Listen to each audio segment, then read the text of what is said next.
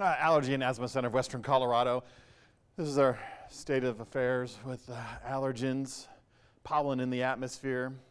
Trees still high, but because grass is improving, that also means that the trees will be decreasing before you know it, folks. That's the good news to share with the pollen outlook. Weed and mold are relatively low right now. Current temperatures near 80 degrees for Grand Junction and for Delta, 70 degrees around the Montrose area. 71 so far, the high temperature of the day there. These are not official numbers. We'll see that coming up in the next hour once the National Weather Service reviews that data. Not likely to get any warmer, maybe a degree. Tomorrow afternoon, basically the same thing. We're looking at the same trend with these temperatures, slightly at or above the averages for this time of the year. We're going to continue through the weekend with that. We'll also continue into next week with that.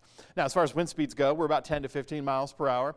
Top gusts so far, and I say that because we have storm activity, and I'll show you on radar, there's a couple little storm cells that are moving around some of the populated areas, but mid-20s for Delta and near 30 for Montrose and almost 20 at Grand Junction.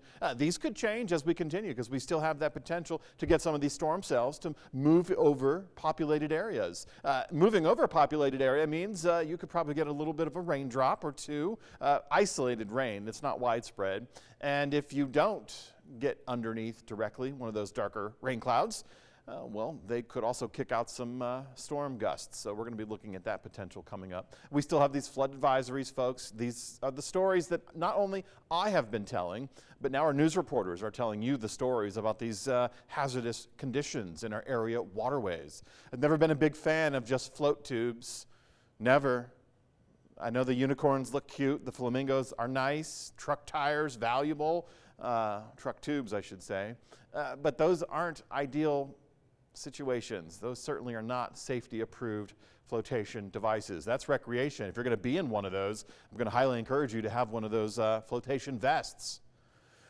We still have the flood watch for basically both of the western corners of our state. Now we're including, and we've been included, Delta County and Mesa County.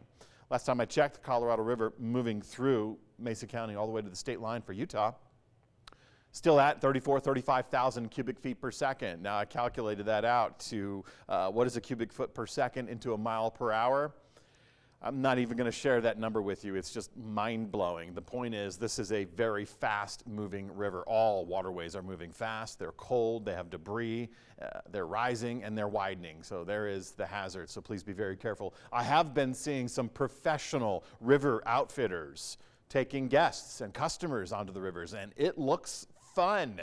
But still, I'm scared of the river. No matter how professional that crew is, I probably will not be on one of those boats. But yeah, I think we're going to have a great season for boaters, and that's going to be one of the bigger economy boosts this summer. So let's all enjoy this and do it so safely. There's a little storm cell just north of the deserts around Fruta. That is putting down some rain showers on the Book Cliffs. This is going to continue moving southbound, and we could see some light rain. It could also dissipate and kick out some wind gusts. Isolated cells just kind of scattered across the area. That's going to continue for another couple of hours. These daily storms, they usually retire right around sunset, so 8:20, 8:30. But tonight we still have that scenario ongoing for the Four Corners region, so we could see that continuing around Cortez and the San Juan Mountains. We're still just on this edge. There's a little bit of movement with this moisture bubble, but we're still on the edge of it. High pressure system off towards the west coast, low pressure system down to our south-southwest around the Baja Peninsula. Both of these scenarios are driving in the moisture to our region. And then of course the heat, and then any little wiggle of energy coming at us from the northwest, which is going to continue. We'll catch another one Saturday. We'll catch another one on Sunday, Monday, and that's going to keep our rain chances going. For this evening and this afternoon, really, we're just looking at these scattered showers. They're going to die down, but for the Four Corners region, it could be a late night. And of course, with that activity to our south, Montrose, we could be looking at a beautiful lightning show later tonight, especially if you look to the south-southwest over the mountain zones. That is something at least to look forward to. I know drive-in theaters are up and running right now, so it's going to be a great evening for that. But in the distance, you might be able to see a decent little light show. We're going to do the same thing Saturday afternoon. We're going to fire things up around midday for the mountain zones. We'll see those storms drifting around in the evenings. We'll keep that rain shower forecast ongoing through the period. Gearing up towards next week, we still keep rain chances even the following weekend. Temperature-wise, fairly consistent. That is the good news. If you're out and about this weekend, enjoy yourself. And remember, late afternoon and evening is when we'll get those storms moving through.